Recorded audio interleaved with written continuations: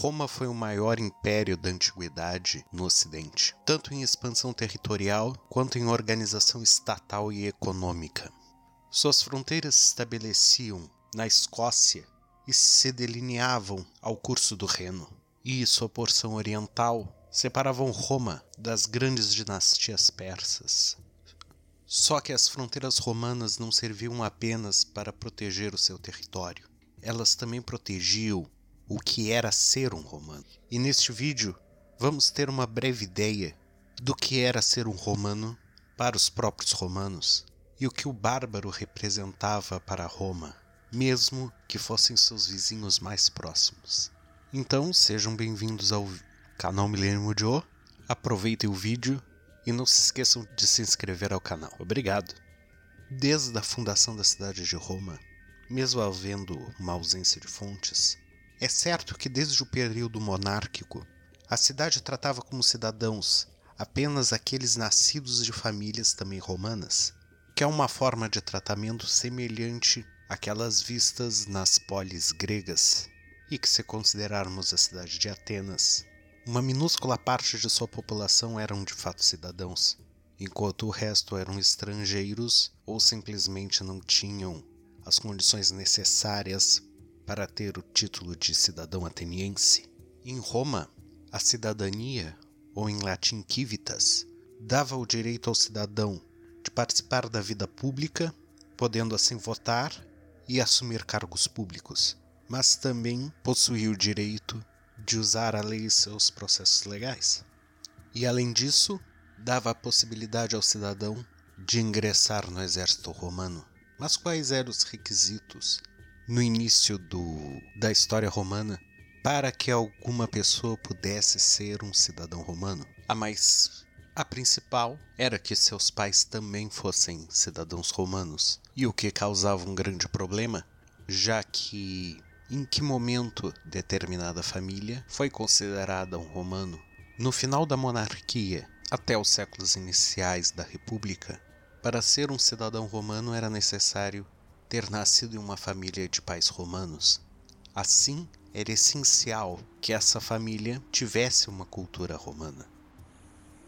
A cidadania romana foi uma forma de barganha e demonstração de poder, tanto política quanto cultural, já que ser um cidadão romano representava ser um indivíduo civilizado, que compartilhava de uma cultura superior e que deveria se proteger dos estrangeiros, dos quais chamaram de bárbaros. Praticamente todos os estrangeiros eram bárbaros, com pouquíssimas exceções, como no caso dos gregos e os egípcios ptolomaicos. Mas o resto do mundo para os romanos eram de bárbaros, que representavam um risco à civilização e à própria cidade de Roma. Então, em determinados momentos, a justificativa para a conquista militar era a expansão de suas fronteiras, como forma de dividir a civilização de Roma da barbárie civilizada. E isso será muito forte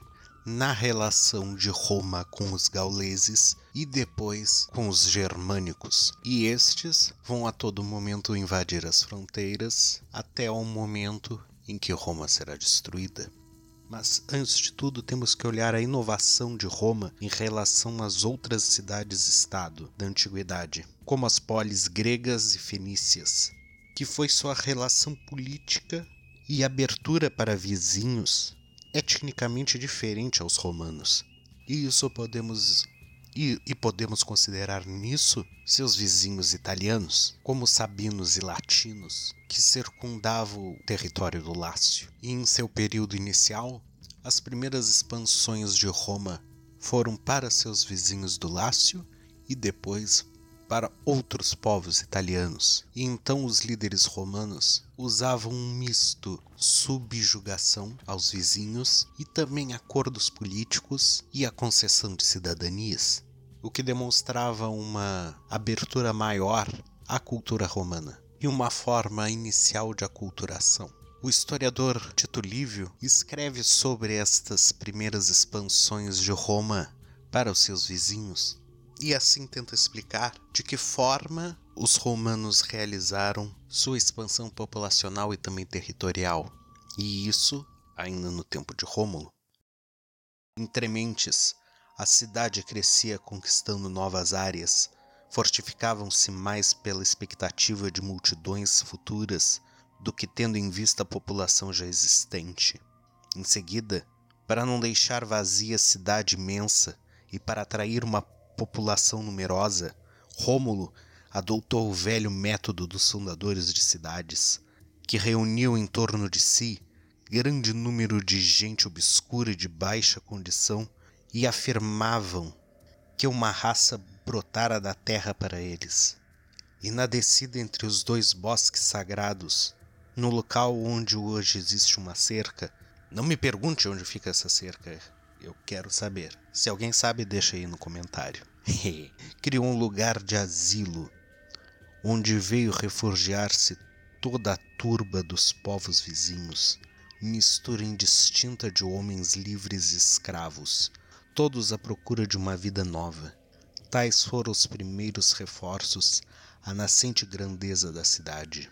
E esta foi a citação de Tito Livio, que mostra que a cidade de Roma, de fato, abriu suas fronteiras para a aproximação de mais pessoas de etnias diferentes, mas não com a intenção de formar uma elite cidadã contra estrangeiros, mas sim que esses estrangeiros pudessem também usufruir do modo de vida romano e integrassem plenamente a política da cidade.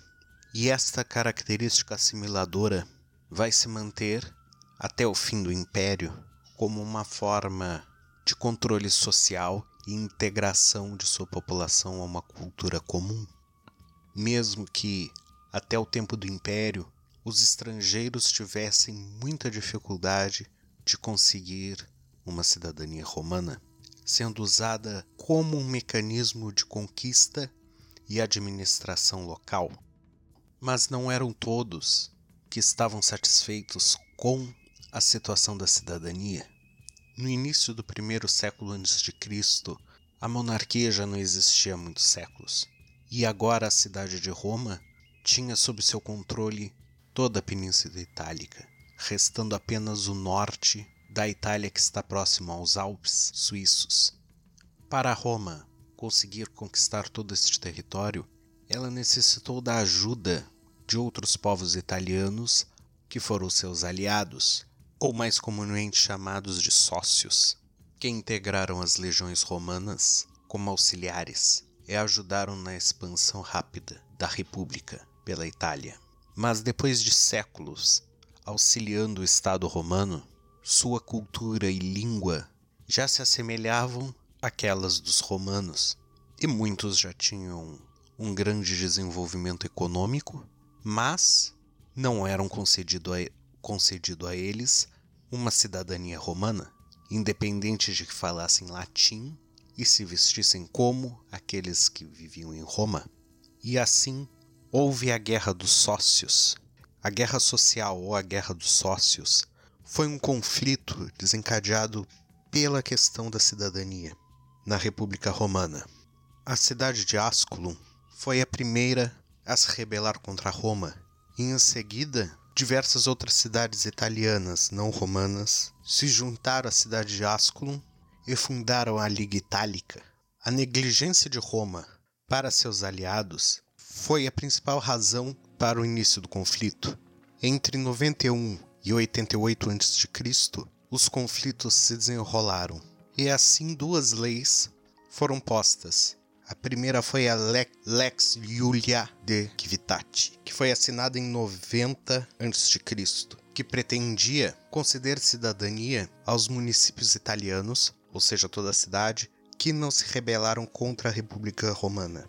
Mas para isso, aqueles que receberiam a cidadania deveriam sair de suas cidades e ir para uma colônia romana. Mas um ano depois, em 89 a.C., foi assinada a Lex Plautia Papirica, que mantinha a obrigação de que os italianos não tivessem se aliado contra Roma. Entretanto, havia um diferencial.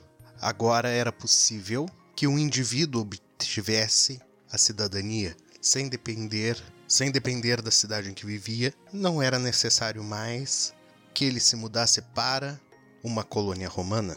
E a principal consequência dessas duas leis foi o fim da guerra social e a transformação da Itália em uma província de Roma, até chegar um momento em que todos os italianos seriam romanos também.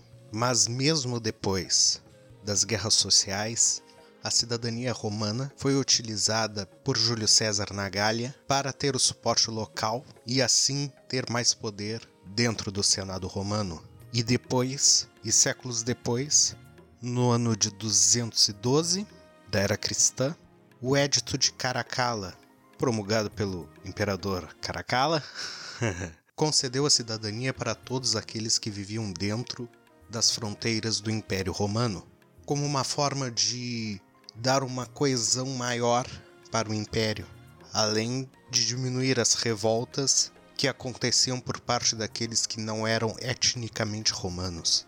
Claro que, com essa concessão massiva, diversos usurpadores de diversas regiões do Império se declararam imperadores, mas isso no percurso da história imperial. Mas vou deixar isso para um outro vídeo. Muito obrigado a todos que estiveram aqui. Milênio Mojo se despede.